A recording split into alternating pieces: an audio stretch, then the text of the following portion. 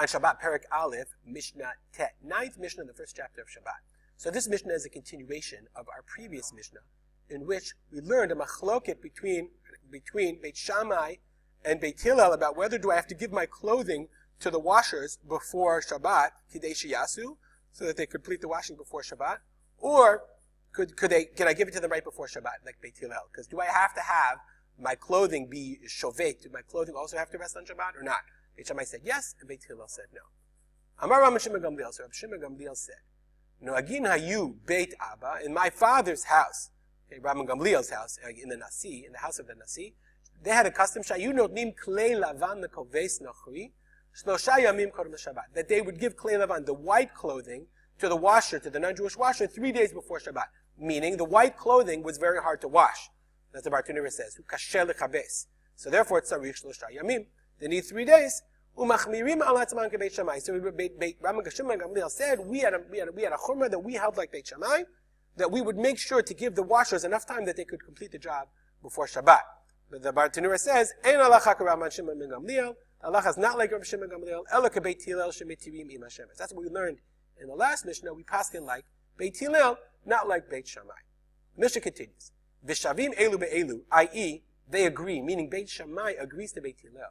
Shetoanim korot Beit Habad, v'igulei hagat. Beit Habad is the olive press, and the gat is the wine press. So the korot Beit Habad means, toanim means to load up the beams of the Beit Habad. Let's see if I found, here we are, a picture of, let me move me, you can see. Here's a picture of the olive press, the ancient olive press.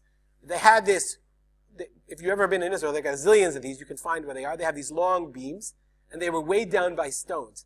And they would take the baskets, what they would first do is do the initial crushing. They would crush them with their feet, or whatever. They would do the initial crushing. And then once they were crushed a little bit, they would take this basket, fill it with olives, and then load them up, then put the stones on here, and the gravity of the stones would pull down and would eventually squeeze out whatever was left in the olives. That's Beit Habad.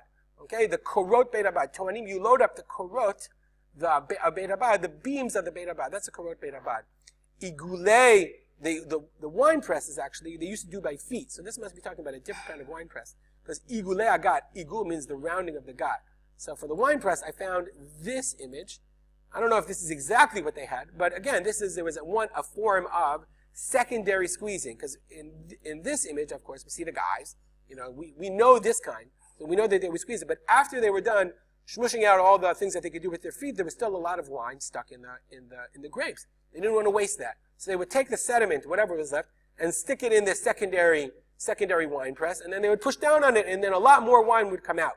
So in this case, Beit Shammai agreed that you're allowed to load up both the olive press, the korod Beit Habad, the ugulei hagat, and the rounded gat. Why? What's the difference here? So the Bartanura says the reason is, Baham modu Beit Shammai le Beit Hillel. The reason is, Mishum di'inami avilu b'Shabbat. If you had done this on Shabbat, leka chiyuv chatat. Leka chiyuv chatat means it's not asur d'oraita, it's only asur d'Rabbanan. What's the isur of pressing wine or pressing olives? It's from the isur of disha. Squeezing is from disha, from threshing. Removing that which is in something, removing the essence of something and taking it out. That's disha. So the initial squeezing is an isur d'oraita in wine and both in olives and in grapes. That's basically the only possibility of disha on Shabbat is olives and grapes. That's the initial disha. But even if you did the secondary disha, if you did the wine press once it's already been crushed, laka chiyuv chatat. Okay? The only time you put this korah, you load them up, is after you've already tochanam tchila. You've originally crushed them in the crusher, in the original wine press. And the bechayim is the what's the word I'm looking for? I don't remember. In the press. V'chein anavim, grapes also dorchim otam b'regal tchila. First in the wine press, first you squish them, and then the Bartanura says only after that. Okay, ubalav koranami mashke nafik memele. And even if you hadn't loaded them up, still the liquid would have also oozed out eventually. Okay, but the reason is it doesn't do it well, so therefore you loaded it up, and for this reason Beit Shammai agreed that in this case, Beit Shammai would agree that right before Shabbat you're allowed to do it because the gzeira Beit Shammai before Shabbat is only on things that were d'oraita. Beit Shammai didn't prohibit you from doing things that would then initiate an isur d'Rabbanan. And for this reason, they agreed to Beit Hillel that in this case, you were allowed to load up your wine press or your olive press before, in the secondary pressing, right before Shabbat, even though it didn't have time to do the actual work itself until Shabbat began. We'll stop here. Comments or questions, as always, rspolter@gmail.com. We'll dedicate our learning to the memory of my father, Rav Simcha ben Yitzchak.